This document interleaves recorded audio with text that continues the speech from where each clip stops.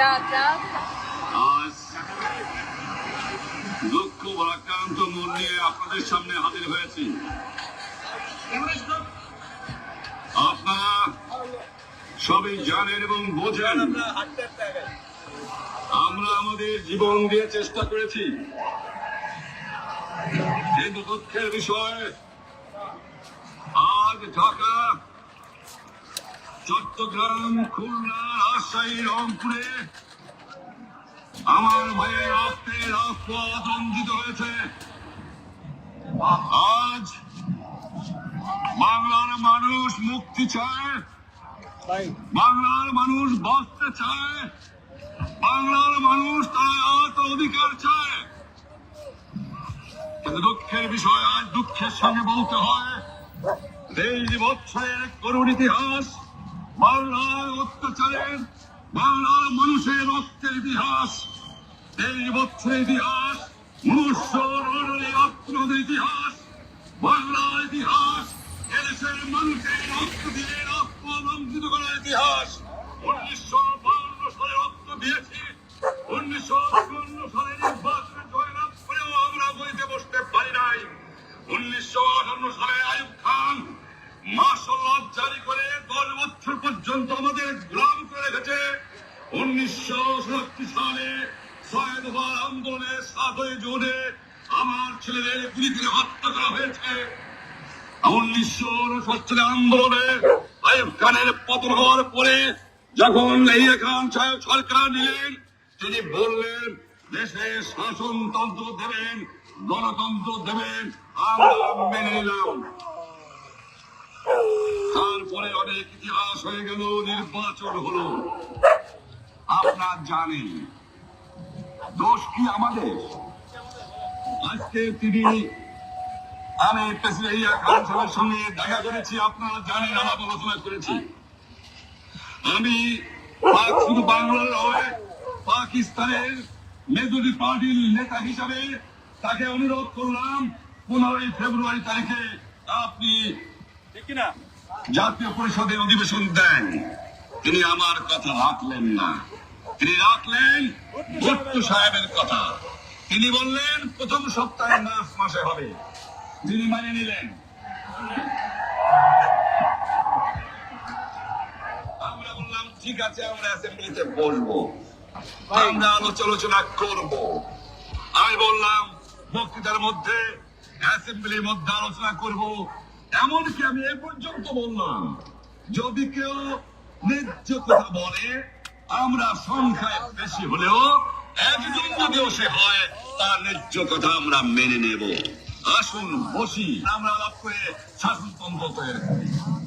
তিনি বললেন পশ্চিম পাকিস্তানের মেম্বাররা যদি এখানে আসে তাহলে কসাইখানা হবে অ্যাসেম্বলি।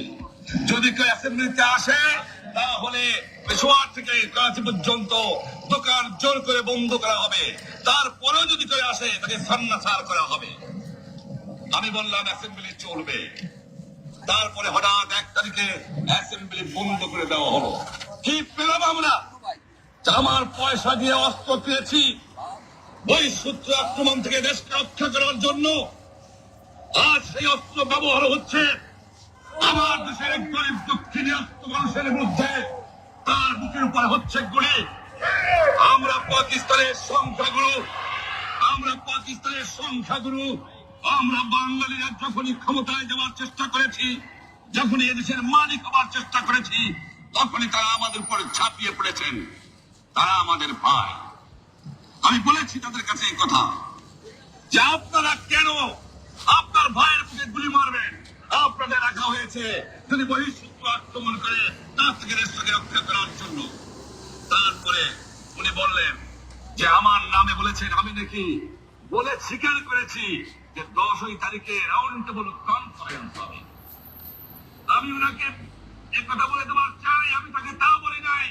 টেলিফোনে আমার সঙ্গে তার কথা হয়। তাকে আমি বলেছিলাম জনাব ইয়াহিয়া খান সাহেব, আপনি পাকিস্তানের প্রেসিডেন্ট, দেখে যান ঢাকায় আসে কিভাবে আমার গরিবের পরে, আমার বাংলার মানুষের অবুকের পরে গুলি করা হয়েছে, কি করে আমার মায়ের কোল খালি করা হয়েছে, কি করে মানুষকে হত্যা করা হয়েছে। আপনি আসুন, দেখুন, বিচার করুন, তারপরে আপনি ঠিক করুন। আমি এই কথা বলেছিলাম। হঠাৎ আমার সঙ্গে পরামর্শ না করে বা আমাদের সঙ্গে আলোচনা না করে 5 ঘন্টা গোপনে বৈঠক করে যে বক্তৃতা তিনি করেছেন এবং যে বক্তৃতা অ্যাসেম্বলি করেছেন, সমস্ত দোষ তিনি আমার উপরে দিয়েছেন, বাংলার মানুষের উপরে দিয়েছেন।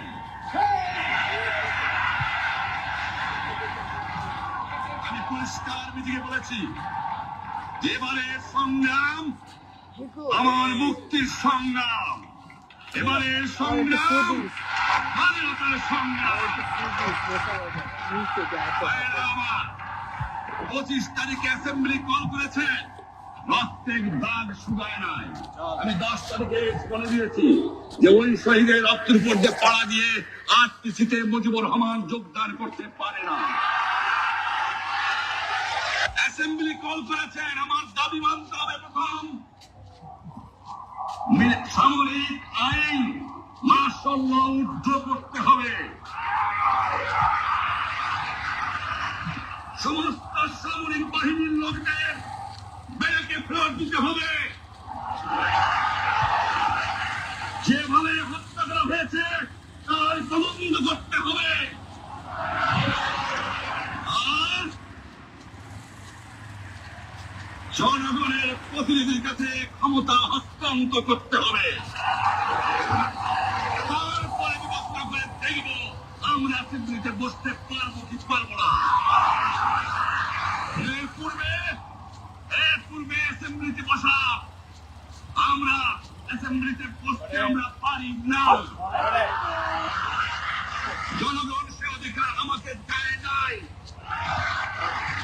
ভাইরা আমার, তোমরা আমার উপর বিশ্বাস আছে? আমি প্রধানমন্ত্রিত্ব চাই না, আমরা দেশের মানুষের অধিকার চাই।